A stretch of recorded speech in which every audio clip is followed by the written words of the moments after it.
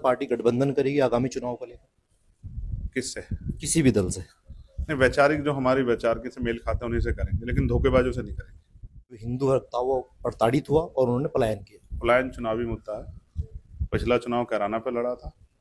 अब खोज हो रही है कि संभल पे मौका मिल जाए या संभल के अलावा कोई और संभल ढूंढा जाए। कहूँगा ज़्यादा सब्र का इम्तिहान ना लिया जाए, वरना ऐसा नहीं है कि हम लोग जवाब नहीं देना जानते हैं। तो जिस भाषा में समझेगा उस भाषा में जवाब देना भी हम लोग जानते हैं। अगर ऐसे हुड़दंग का जवाब हम लोग अपने तरीके से देने लगे तो शायद ऐसे दंगे ही पलायन कर जाएंगे। ये बात में मेरी उन सब लोगों के लिए है जो इस तरह की हिंसा कर रहे हैं। आजकल एक धर्म विशेष को अपने धार्मिक स्थलों की जगह दूसरे धार्मिक स्थलों में जाके पूजा पाठ करना, उन दूसरे धार्मिक स्थलों को अपना बताना, उनमें जो है उनमें तोड़फोड़ करना, इससे उनके जो भगवान है वो ज्यादा खुश होते हैं। पूरा देश आजादी का जश्न बड़ी धूमधाम तरीके से मना रहा था, उसी वक्त जो है उत्तराखंड के अंदर एक ऐसी घटना होती है जो घटना शर्मसार कर देती है। और वो व्यक्ति, वो शख्स जो थे छोटमलपुर के रहने वाले थे, आज उस पीड़ित परिवार से नगीना सांसद चंद्रशेखर आजाद पहुंचे हैं। सर, आप देखते हो जिस तरीके से उस दिन घटना हुई, पूरा देश जो है आजादी का जश्न मना रहा था और एक तरफ ये शर्मसार घटना हो रही। नहीं, ये सच है कि देश आज़ादी का जश्न मना रहा था, लेकिन ये भी सच है कि इसी आज़ादी के बीच में तमाम तरह की परेशानियों का सामना भी लोगों को करना पड़ रहा है। और औरों से अलग हटके हम जब इसी घटना में बात करते हैं तो आप जानते हैं कि जहाँ जहाँ भारतीय जनता पार्टी की सरकार है वहाँ ये आम हो गया है कि वहाँ अगर कोई मुसलमान दिख जाए जिसने दाढ़ी रखी हो, टोपी पहनी हो, उसको जबरन जो है धार्मिक नारे लगवाओ, उसकी पिटाई करो, उसकी वीडियो बनाओ। एक होता है कि हम कोई घटना को अंजाम दे रहे हैं और हम इस बात को छिपा के रखना चाहते हैं, एक उसका प्रदर्शन करना, यानी कि एक संदेश देना, एक भय पैदा करना, एक डर का माहौल बनाना। तो मैंने आज भी याद है, मैं पार्लियामेंट में था और बाहर आया तो मीडिया ने सवाल किया, तो मैंने उनसे कहा कि वो सवाल था फतेहपुर के मकबरे पे। तो मैंने कहा कि आजकल एक धर्म विशेष को अपने धार्मिक स्थलों की जगह दूसरे धार्मिक स्थलों में जाके पूजा पाठ करना, उन दूसरे धार्मिक स्थलों को अपना बताना, उनमें जो है उनमें तोड़फोड़ करना, इससे उनके जो भगवान है वो ज़्यादा खुश होते हैं। उसी तरह से अपने आप वो अपने भगवान का नारा लगा के वो दूसरे धर्म के लोगों पर पीट के जबरन नारा लगवाना चाहते हैं। मैं कहता हूँ कोई भी किसी भी धर्म को मानने वाले लोग हों, किसी को जबरन इसके लिए मजबूर नहीं कर सकते। संविधान की इजाजत देता है, और करते भी हैं तो मैं कहता हूँ उन्हीं के धर्म के जो ईश्वर हैं वो भी कुछ नहीं हो सकते हैं।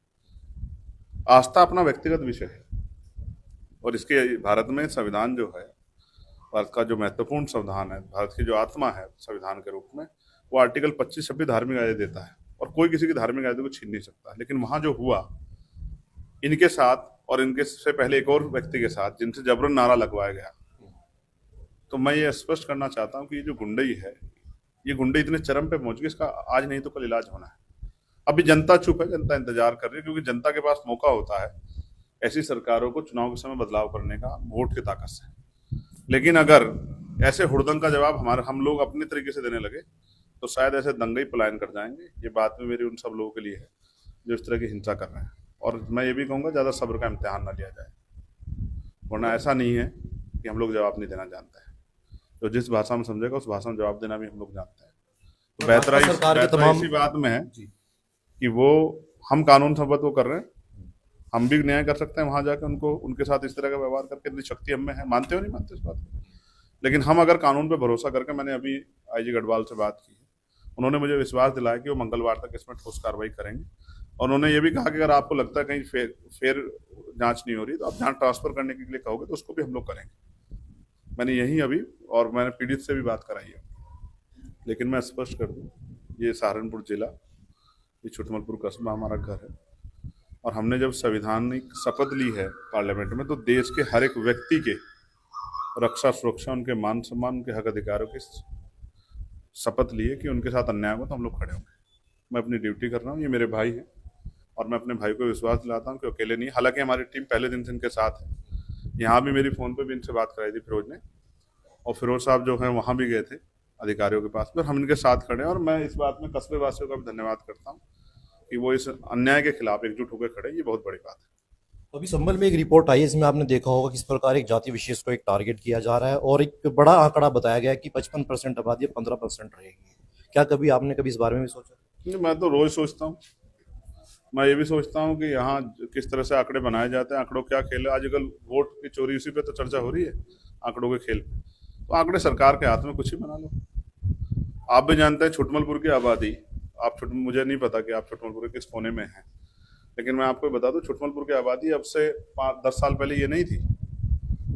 क्योंकि यहाँ सुविधाएं हैं तो बहुत सारे लोग गांव से यहाँ आ गए शहर में, जिसकी नौकरी लगी, जिसने कोई कारोबार किया, जिसने कोई छोटा मोटा रोजगार किया, जिसको पढ़ने जाना है, और उसके माँ बाप ने अपना घर यहाँ बना लिया कि मेरे बच्चे को पढ़ने जाने के लिए बस की सुविधा यहाँ से मिलती है, यहाँ बस स्टैंड है, यहाँ थाना है, यहाँ गेस्ट हाउस है, यहाँ और तमाम तरह की चीजें, पोस्ट ऑफिस हैं, बैंक्स हैं। तो जब इस तरह का स्ट्रक्चर डेवलपमेंट होता है तो फिर आबादी बढ़ती भी है। बहुत सारे वहाँ के भी लोग हैं जिनके बच्चों ने नौकरी रोजगार किया, वहां से दिल्ली आ गए। दिल्ली में कहाँ इतनी आबादी, लखनऊ में कहाँ इतनी आबादी, नोएडा कहाँ खंडर था कभी, और आज नोएडा में बाप देखो जगह जगह पे बड़े बड़े वो बने हुए बिल्डिंग बने हुए हैं। ये सब कैसे, ये डेवलपमेंट के साथ शुरू होता है। पलायन बड़ा मुद्दा बताया जा रहा है कि विशेष और उससे जो हिंदू वर्ग था वो प्रताड़ित हुआ और उन्होंने पलायन किया। पलायन चुनावी मुद्दा है। पिछला चुनाव कैराना पे लड़ा था, अब खोज हो रही है कि संभल पे मौका मिल जाए या संभल के अलावा कोई और संभल ढूंढा जाए। ये तो जनता को तय करना है कि उनका असल मुद्दा रोटी कपड़ा मकान है, रोजगार है, महंगाई है, सड़कें हैं, बिजली है, नौकरी है, या उनका मुद्दा जो है वो पलायन है। ये तो जनता को तय करना है। हम जैसे जागरूक लोग जनता को जागरूक करते हैं। कांग्रेस वाले एमपी साहब, किसी भी चुनाव को जीतने के लिए एक समीकरण की आवश्यकता होती है। सांसद साहब क्या समीकरण बना रहे हैं 2027 और जिला पंचायत चुनाव में? हमारे समीकरण नगीना के हैं। नगीना ने सबको आईना दिखाया है कि जब कमजोर वर्ग अपने हितों के लिए एकजुट होते हैं और किसी पे भरोसा करते हैं तो इतिहास बदल जाते हैं। दो अलायंस थे जो कह रहे थे कि क्या तो इधर है या इधर है, दोनों को धूल चाटनी पड़ी। एक की जमानत जब्त हुई, दूसरा दूसरे नंबर पर 1.5 लाख वोट से हारा। ये जनता के समीकरण है। मैं यहाँ पैदा हुआ हूँ, ये इस मिट्टी में मैं खेला बड़ा हूँ, जहाँ जब है मैंने बहुत क्रिकेट खेला है, और कोई घर यहाँ ऐसा नहीं जिसमें घर में मैंने रोटी ना खाई, जाति धर्म से अलग हटके। लेकिन मैं आपको स्पष्ट कर रहा हूँ, धीरे धीरे कमजोरों का भरोसा एकजुट होगा, और जिस दिन वो भरोसा एकजुट होगा तो पश्चिम में तो आप जानते हैं समीकरण क्या है। यहाँ दलित, मुस्लिम और किसान वर्ग एकजुट हो जाएगा। बीजेपी छोड़ो कोई आ जाए, कोई भी नहीं हरा सकता। इसका उदाहरण है 2019 का लोकसभा चुनाव और इस बार का लोकसभा चुनाव भी। क्या आजाद समाज पार्टी गठबंधन करेगी आगामी चुनाव को लेकर? किससे? किसी भी दल से नहीं, वैचारिक जो हमारी वैचारिक से मेल खाते हैं उन्हीं से करेंगे, लेकिन धोखेबाजों से नहीं करेंगे। धोखेबाजी से दूर रहेंगे। चलिए, बहुत दोबारा बहुत धोखा नहीं कीमती समय देने के लिए। तो ये थे नगीना सांसद चंद्रशेखर आजाद, जिन्होंने तमाम मुद्दों पर खुलकर बेबाकी से अपनी राय रखी। आज के लिए फिलहाल बनाएंगे।